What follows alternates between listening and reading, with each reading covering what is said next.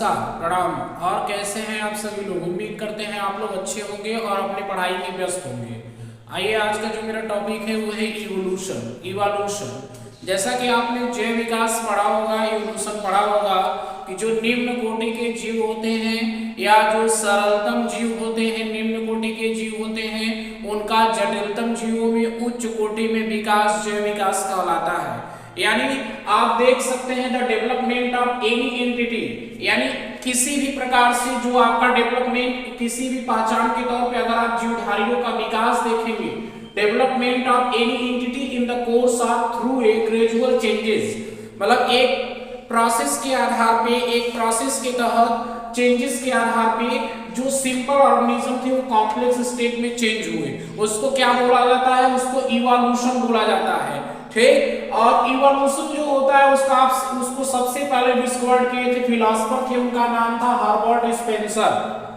ठीक है, अभी दो चीज और जो है आपको मैं बताऊंगा, एक ओरिजिन ऑफ लाइफ बताऊंगा, एक ओरिजिन ऑफ इवोल्यूशन बताऊंगा।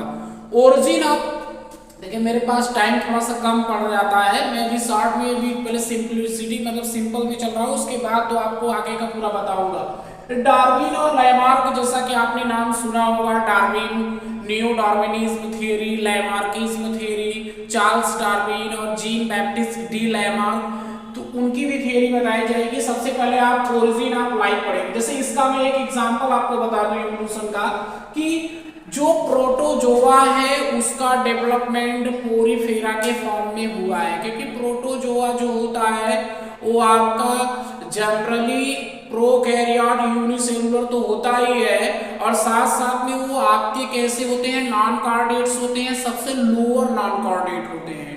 ठीक है, लोअर नॉन कार्डेट होते हैं। तो लोअर नॉन कार्डेट में आपका प्रोटोजोआ आता है। प्रोटोजोआ में पैरामीशियम, यूग्लिना, मोनोसिस्टिस और प्लाज्मोडियम वाइवेक्स आता है। लेकिन आप उसके आगे बढ़ेंगे तो मल्टी सेलुलर फॉर्म में होता है। ध्यान दीजिएगा, प्रोटोजोआ सेल लाइक ऑर्गेनाइजेशन होता है, सॉरी सेल लाइक ऑर्गेनाइजेशन नहीं होता है। प्रोटोजोआ में सेल लाइक ऑर्गेनाइजेशन नहीं होता है, केवल यूनिसेलुलर के फॉर्म में होते हैं। लेकिन जो पोरीफेरा का डेवलपमेंट हुआ है प्रोटोजोआ से, वो आपका सेल लाइक ऑर्गेनाइजेशन हुआ है। लेकिन ध्यान दीजिएगा, पोरीफेरा में टिश्यू लाइक ऑर्गेनाइजेशन नहीं होता। ओके, पोरीफेरा में टिश्यू लाइक ऑर्गेनाइजेशन नहीं होता, और सीलेंट्रेटा में टिश्यू लाइक ऑर्गेनाइजेशन शुरू हो जाता है। सेल लाइक ऑर्गेनाइजेशन पोरीफेरा में होता है, और जो यूनिसेलुलर के फॉर्म में होते हैं वो प्रोटोजोआ होते हैं।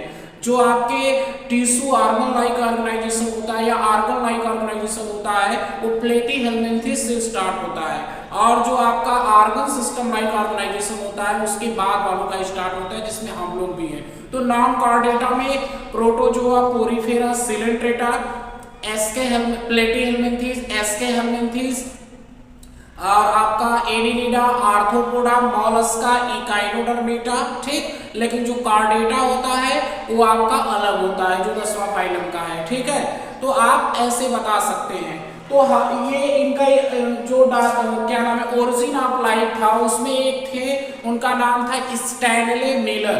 स्टैनले मिलर ने सबसे पहले अपना प्रयोग किया था और ऑर्गेनिक कंपाउंड को प्राप्त किया था। तो उन्होंने 3 गैसों का मिश्रण लिया था जल वाष्प के साथ, जिसका नाम था मीथेन, जिसका नाम था जो है वो आपका हाइड्रोजन, और आपका अमोनिया। उसकी देखिए, मीथेन, अमोनिया, हाइड्रोजन, इन तीनों के साथ होता है। ठीक है, मीथेन हो गया, जैसे आपका ये आपका CH4 हो गया, मीथेन हो गया, अमोनिया हो गया, ठीक है, और आपका हाइड्रोजन हो गया। इन तीनों गैसों के मिश्रण के साथ, मतलब इन तीनों गैसों के साथ क्या लिए थे? जल वाष्प लिए थे। ठीक है, जल वाष्प, यानी इन सबका मिश्रण किस फॉर्म में लिए थे? हम आपको बता दें, जैसे 1:2:1। ठीक है, यानी एक आपका क्या होता है? CH4 होता है, 2 के फॉर्म में क्या होता है? हाइड्रोजन होता है, और 1 के फॉर्म में क्या होता है? NH3 होता है।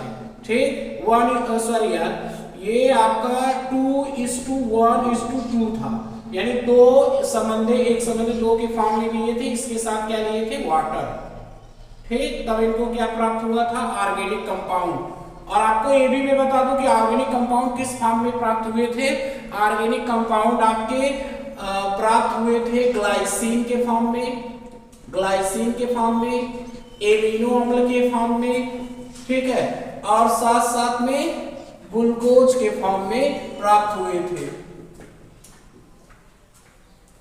उम्मीद करता हूं आप लोगों को आज का वीडियो समझ में आया होगा।